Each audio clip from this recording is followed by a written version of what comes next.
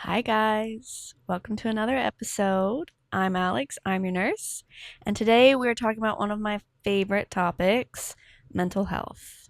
More specifically, emotions and how they present in the body. I think it's really easy to get down the health rabbit hole and focus so much on physical symptoms or illnesses and how they present in the body and what we're feeling in XYZ. But our health is all encompassing. What we're thinking, what we're feeling emotionally, all of these pieces play into our overall health and wellness. And so much of what happens in our minds can really affect how our bodies feel. It's all connected. So we tend to talk about emotions like they're abstract mental experiences, but your body is actually involved in every single one that we feel. Anger can feel hot and tight, or sadness can feel really heavy, and joy can feel light and expansive. But ultimately, these emotions can lead to further physical experiences in our body and symptoms, even, particularly if they're suppressed and not expressed. Emotions don't just live in your mind, they do show up in your body. And today I want to talk about three very human emotions: anger, sadness, and joy, and how they show up physically in the body and how that connects to our mental health and our physical health overall. This isn't about controlling your emotions or labeling any of them as good or bad. It's about understanding how emotions move through your body and move through your nervous system. So, this will include your muscles and your hormones, even your immune system. I'll break this down in a simple and practical way, starting with what's actually happening anatomically and physiologically in the body. And then we'll finally talk about how to support each of these emotions as we feel them and allow them to move through. Ultimately, emotions are not problems to fix, they are signals to listen to. So, getting started. Anger is one of the most physically activating emotions that we experience. Anatomically, anger tends to show up in the jaw, the neck, the shoulders, your chest. These are all areas involved in protection and action. So you might notice some clenching in your jaw or tightening in your shoulders, or maybe feel pressure in your chest or your abdomen. That's not random, that's your body literally preparing to act. So, physiologically, anger activates the sympathetic nervous system. This is your fight or flight response.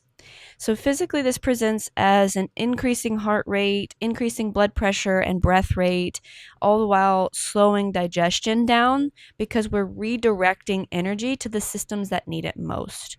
So, think of if the bear is chasing you, you don't need to digest your meal at the moment. You need oxygen to get through so that you can run. You need blood pumping from your heart and your heart rate so that your muscles have said oxygen or nutrients to use so that you can run and get away and protect yourself.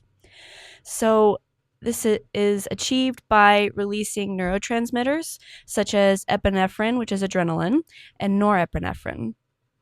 Cortisol will also increase, which is the stress hormone. More on that next week. This activates organs and systems to enhance alertness and physical response. So, all of this works as a response for action, again, to get away from a perceived danger. So, ultimately, anger acts as a protective mechanism. Short bursts of anger are not harmful. The problem comes when anger is suppressed or prolonged or directed in an unhealthy way. Over time, that constant activation of the sympathetic nervous system can contribute to physical symptoms like headaches, high blood pressure, jaw pain, digestive issues, or chronic fatigue and muscle tension. So, from a nursing perspective, how to support anger in your body, anger needs movement and release, not suppression or judgment.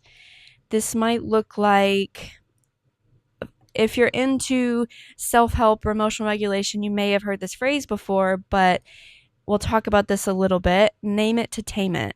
Just naming the emotion and talking to it and experiencing it instead of avoiding it or judging it, just naming it can do so much in literally just acknowledging and experiencing the emotion and therefore decreasing that physical response that you're experiencing. And then further from that, we can do things like physical movement, such as walking or exercise, or heck, go break something in a safe way. something to give this energy a place to go.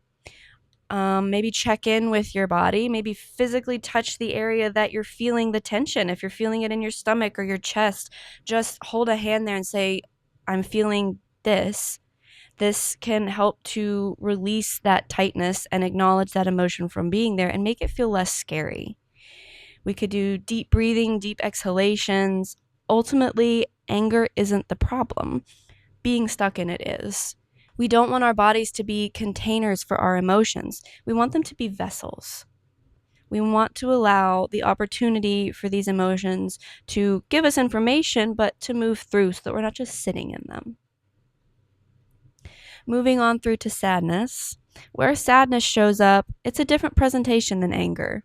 Sadness or grief often presents as heaviness in the chest or the throat or the limbs.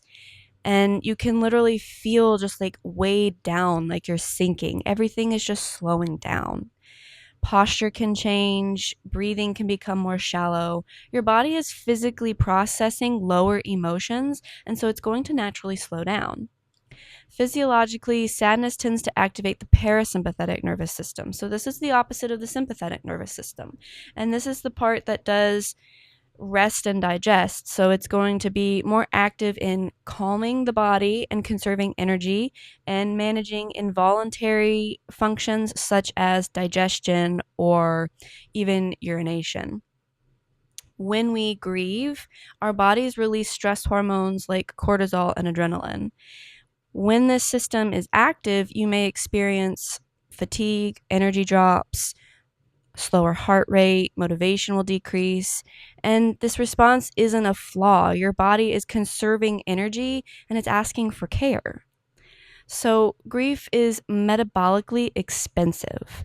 It can disrupt your sleep, alter cortisol rhythms, tax your executive functioning, alter your mood, or reduce your emotional capacity. And prolonged unprocessed sadness can really affect the body.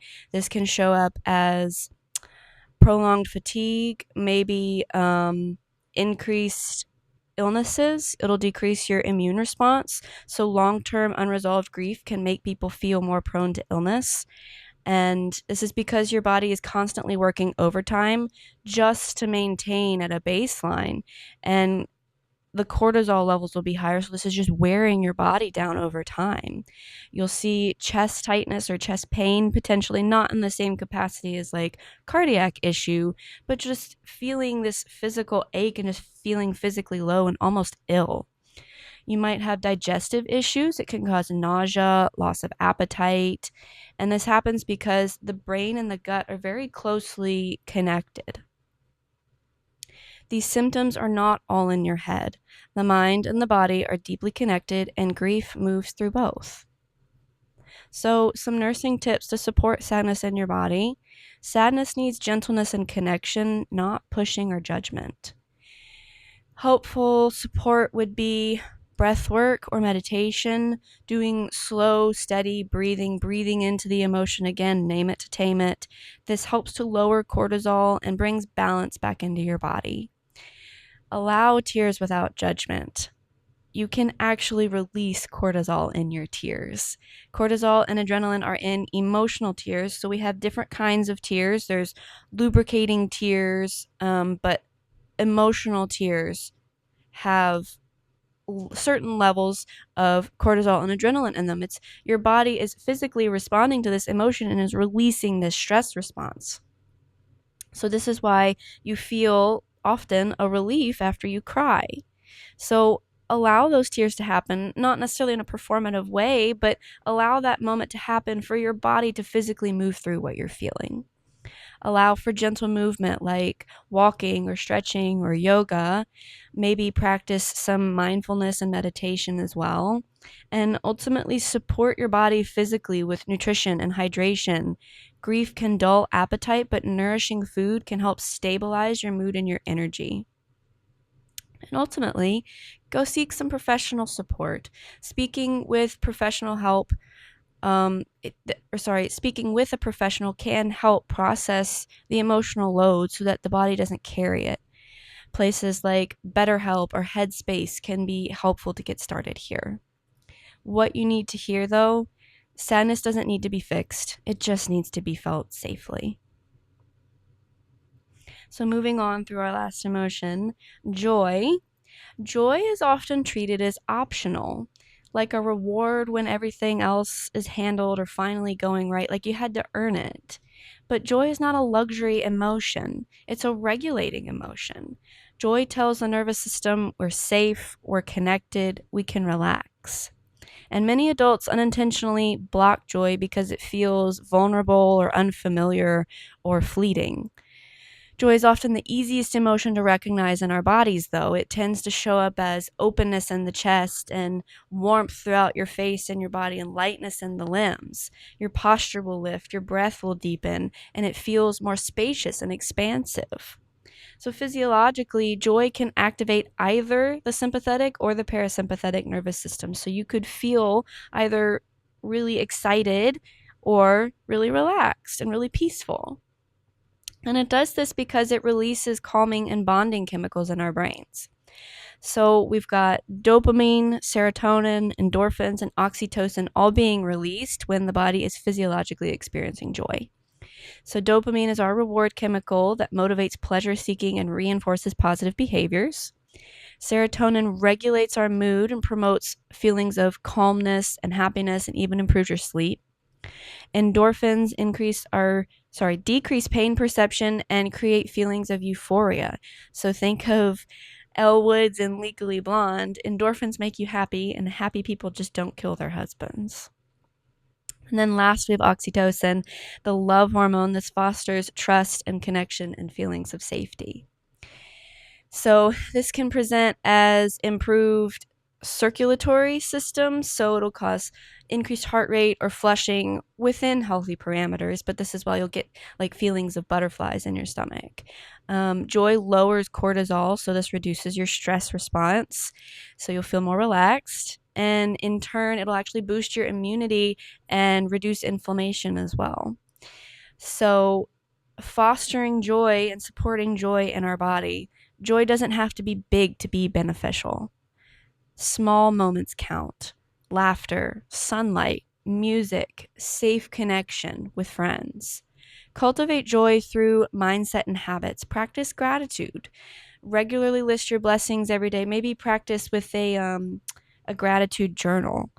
Appreciate small moments as they come up and shift your focus from a lack to one of abundance. So challenge your mindset. What you seek, you will find, whether it be positive or negative. The human brain, it's really easy for us to get stuck in this negative feedback loop of constantly seeing negative things. Start to challenge that and really find some positive things to pay attention to. And this isn't in a way of ignoring the negative things or displacing them. It's just to counteract that, because it's really easy to get into a negative mind space if we don't monitor that. So be present, be mindful, engage fully in activities, notice sensory details. Like if you're going on a walk, just pay attention to how beautiful the weather is for the day. It sounds dumb, but these simple little things can really activate this joy response in our body and help us more easily move into it and feel it. So, letting joy register in the body instead of rushing past it actually supports long-term health. Don't downplay it when you experience it. It is just as important of an emotion to feel when it is being experienced. None of these emotions are harmful on their own. They are all part of the human experience. Anger activates the body to protect, sadness slows the body to process, and joy opens up the body to restore. Health issues often arise when emotions are suppressed, prolonged, or disconnected from the body. Your body isn't overreacting when it's feeling emotions, it's just communicating with you. Listening can actually help prevent symptoms earlier. So if there's one thing that I want you to take away from today's episode, it's this. Your body isn't betraying you with emotions, it's guiding you. The more you understand how emotions live in the body, the less we fear them. And the less we fear what we're feeling, the easier it'll be to process our emotions, and then from there, continue to improve our overall health. If today's episode helped you, please share it with somebody who could benefit. Continuing these conversations is what helps to make us all healthier. Please like and subscribe. If you guys have any questions, you can always comment or email them to me directly. I will see you guys for next week's episode. And as always, thank you for listening.